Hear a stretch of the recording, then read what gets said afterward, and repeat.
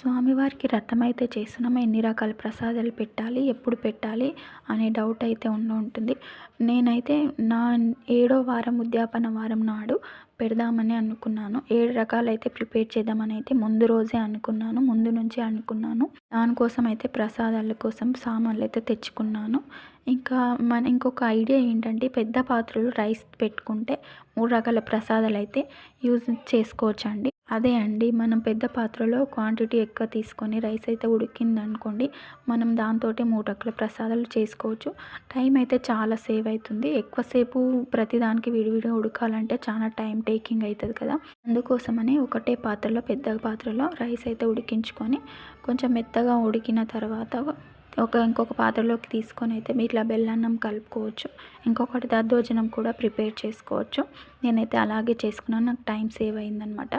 ఇంకా పులిహోర కూడా కలిపేసుకున్నాను. ఇక్కడ శనగలు కూడా ఉడకబెట్టి పోపు అయితే వేసుకున్నాను సింపుల్గా.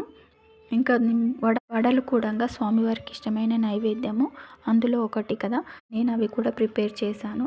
ఇంకా స్వామివారికి ఇష్టమైనది చక్కెర లడ్డూలండి. నేను అవి 2 రకాలుగా చేసుకున్నాను. రవ్వ లడ్డు ఒకటి, బూందీ లడ్డు ఒకటి. ఇంకా దానికోసం కూడా నేను ఈ పానకం అయితే క్వాంటిటీతో పానకం ఒకటే పాత్రలో పానకం చేసుకున్నాను అనమాట.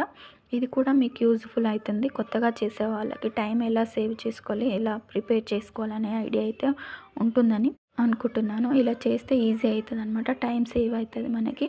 పూజకు తొందరగా ప్రిపేర్ చేసుకోవచ్చు.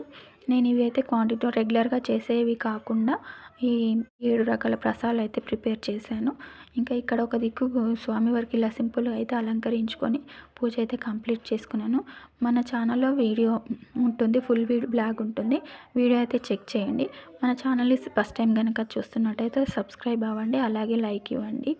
Please, thank you for watching. స్వామివారి ఆశీస్సులు అందరికీ ఉండాలని కోరుకుంటూ ఓం నమో వెంకటేశాయ, ఓం నమో వెంకటేశాయ, ఓం నమో వెంకటేశాయ. వీడియోలు అనిపించిందో తప్పకుండా కామెంట్ అయితే చేయండి.